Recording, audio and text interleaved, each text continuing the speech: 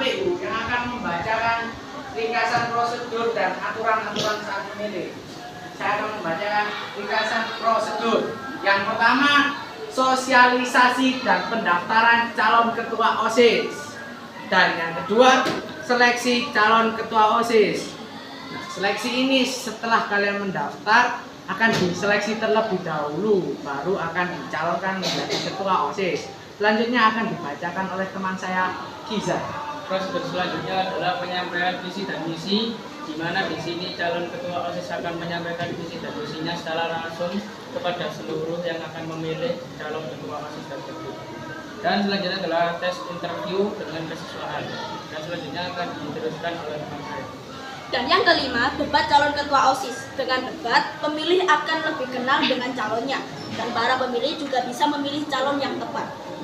Dan yang keenam, kampanye calon ketua OSIS. Fungsi kampanye ini untuk mempromosikan calon agar masyarakat lebih tertarik untuk memilih calon, dan calon akan lebih terkenal jika diadakannya promosi atau kampanye ini. Selanjutnya akan dibacakan oleh teman saya, Anu. Yang ketujuh, pemilihan umum. Pemilihan umum merupakan sarana demokrasi guna mewujudkan sistem pemerintahan negara yang berkedaulatan rakyat. Yang kedelapan, pelantikan dan sertifikat pengurus OSIS. Pelantikan adalah pengukuhan resmi dalam jabatan atau kedudukan.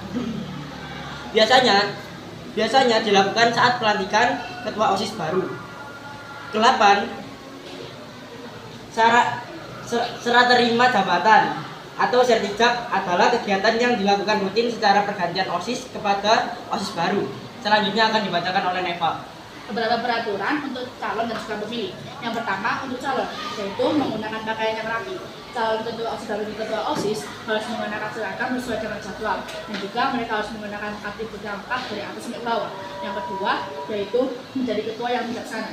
Para calon ketua dan ketua OSIS yang telah dipilih harus mewujudkan misi-misi mereka supaya dapat berjalan dengan lancar. Selanjutnya akan dijelaskan oleh saya, Naila. Peraturan untuk calon yang ketiga adalah memiliki visi misi yang jelas.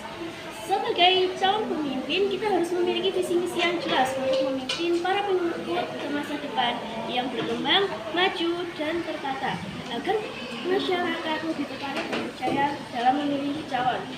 Dan yang keempat adalah jujur dalam melakukan kampanye. Seorang calon harus jujur melakukan kampanye tanpa ada sogokan ataupun ancaman.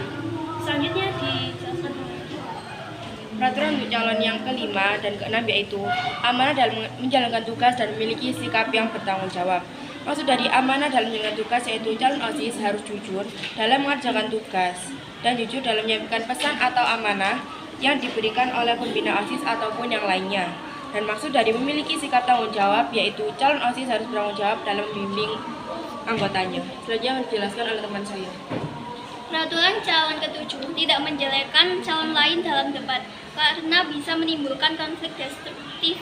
Konflik yang muncul karena adanya perasaan tidak senang, benci, dan dendam dari seseorang atau kelompok terhadap pihak lain. Peraturan calon ke-8, tidak memiliki masalah dengan pihak lain karena bisa menimbulkan konflik sosial, konflik yang bertentangan antar anggota masyarakat yang bersifat menyeluruh dalam kehidupan. Selanjutnya akan dijelaskan oleh teman saya. Selanjutnya, saya akan menjelaskan tentang peraturan untuk memilih. Yang pertama, tidak boleh vandalisme. Vandalisme adalah perilaku merusak atau mengganggu objek pribadi maupun fasilitas umum. Vandalisme dapat merugikan orang lain apabila dilakukan dengan sengaja. Kedua, tidak menerima sogokan atau suap. Suap atau penyagokan masuk dalam kriteria memakan harta orang lain dengan cara baru yang sangat berbahaya. Suap adalah suatu yang diharamkan. Yang ketiga, memilih tanpa mengejek atau menghina orang lain. Menghina orang lain dapat menyebabkan kekesalan dan menghina termasuk perbuatan yang dilarang oleh Allah Subhanahu wa Ta'ala. Selanjutnya akan dibahas oleh teman saya, Bea. Aturan untuk pemilih yang keempat, tidak mengganggu ketertiban. Maksud dari tidak mengganggu ketertiban yaitu jika ada calon yang sedang menyampaikan pesan, kita tidak boleh ramai sendiri atau kita tidak boleh mengganggu calon tersebut. Aturan untuk pemilih yang kelima, tidak memaksa seseorang. Maksud dari tidak memaksa seseorang yaitu jika kita memilih calon pertama, kita tidak boleh memaksa orang lain untuk memilih calon yang sama dengan kita. Selanjutnya akan dibacakan oleh teman saya Andika. Selanjutnya sanksi yang diberikan untuk yang melanggar peraturan. Karena tidak boleh memilih di tempat pemilihan jika sudah melakukan melanggar peraturan, contohnya mengejek pihak lain, dan akan dipertanyakan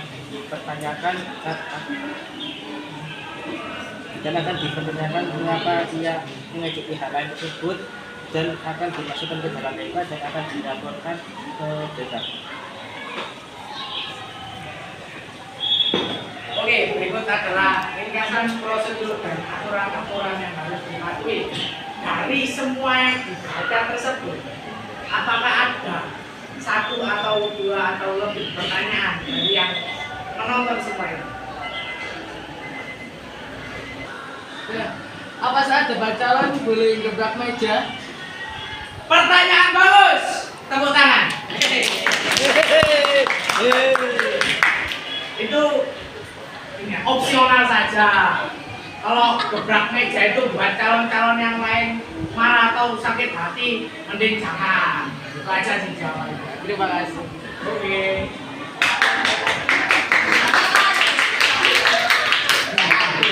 Apa? Apa peran KPU? Pertanyaan bagus. Tepuk tangan. Nah, apa tugas KPU ya tadi ya? Apa peran Perannya? KPU dalam pemilu? Itu seperti panitia, oke? Silakan ya, seperti panitia gitulah ya, menyelenggarakan yang bikin kotak suara.